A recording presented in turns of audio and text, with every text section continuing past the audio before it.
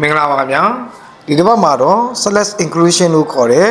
ဒေတာတွင်ချော်များရုံးသောပါဝင်နေခြင်းချော်ညက်ခြင်းသို့မဟုတ်ချော်ဝတ်ခြင်းအကြောင်းကိုရှင်းပြသွားပါမယ် select inclusion အကြောင်းမပြောပြခင်မှာ FLUX flex ချော်စာနဲ့ SLAG select ချော်ခဲအကြောင်းကိုဦးစွာရှင်းပြပါမယ် FLUX flex ချော်စာဆိုတာက SMA view ဝရင်ကြောင်းတွေမှာအပြင်ကကာရတဲ့အလွှာဖြစ်ပြီးတော့ FCAW လို့ခေါ်တဲ့ CO2 ဝရင်ဝါယာတွေမှာတော့ဝါယာအတွင်းဘက်မှာရှိတဲ့အဆိုင်ခဲတစ်မျိုးဖြစ်ပါတယ်ဝရင်ဆောင်လိုက်တဲ့အခါမှာ flex တွေဟာမီးလောင်ကျွမ်းပြီးလေထုထဲမှာရှိတဲ့အောက်ဆီဂျင်နိုက်ထရိုဂျင်တို့နဲ့တပ်ပြုပြီးဂေသားကိုအောက်ဆီဂျင်နိုက်ထရိုဂျင်အပြင်အခြားပစ္စည်းတွေနဲ့တပ်ပြုခြင်းမှာကာကွယ်ပေးပါတယ်အဲ့ဒီချောစာ flex တွေဟာအရေးပြောပြီးဓာတ်ငွေထုတ်လုပ်ပေးပြီးဂေသားရဲ့ဓာတ်တိုးခြင်းကိုကာကွယ်ပေးပြီးအေးခဲသွားတဲ့အခါမှာချော်ခဲ SLAG select အလွှာအနေနဲ့ဂေသားရဲ့အပေါ်မှာကျန်နေခဲ့ပါတယ်အရေးပြောသွားတဲ့ဆက်လက်တွေဟာတန်တဲ့တိတ်တေးစနေပြတဲ့အတွက်ကြောင့်မို့လို့တန်ရီအိုင်ရဲ့အပေါ်ကိုတက်လာပြီးအေးခဲသွားတဲ့အခါမှာဂေသားရဲ့အပေါ်ကနေဖုံးအုပ်ပြီးကျန်နေခဲ့ပါတယ်အဲ့ဒီလိုအပေါ်မှာဖုံးအုပ်နေရမယ်ချော်ခဲတွေဟာ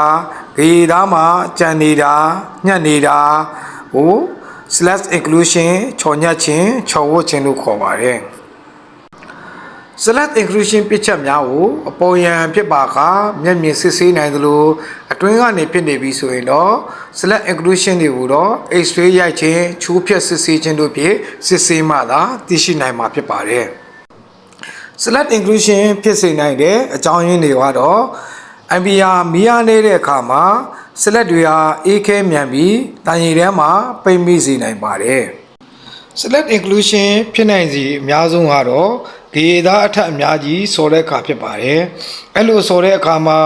တလွာချင်းစီကိုတန့်ရှင်းရေးတေချာလုပ်ဖို့လိုပါတယ်တန့်ရှင်းရေးတေချာမလုပ်တဲ့အခါမှာချော်ခဲများကြံခဲ့ပြီးချော်ညက်ခြင်းချော်ဝတ်ခြင်းတို့ဖြစ်နိုင်ပါတယ်ဒါကြောင့်တလွာစော်ပြီးတိုင်းကြောက်ဆက်တိုက်ခြင်းကပ်ရက်စားခြင်းတို့ကိုဆောင်ရွက်ဖို့လိုအပ်ပါတယ်ဂေးမစော်မီပြင်ဆင်တဲ့အခါမှာလည်း groove angle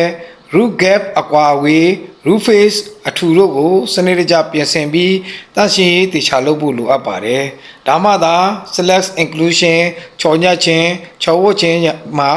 ရှောင်ရှားနိုင်မှာဖြစ်ပါတယ်ဂေးဆက်ပညာကိုစနစ်တကျတက်ကျွမ်းကျင်နေဆိုရင်တော့စားတွေ့ရောလက်တွေ့ရောစနစ်တကျသင်ကြားပေးနေတဲ့ Cottins Welding Training Center ကိုလာခဲ့ဖို့ဖိတ်ခေါ်အပ်ပါတယ်အားလုံးကိုကျေးဇူးတင်ပါတယ်ခင်ဗျာ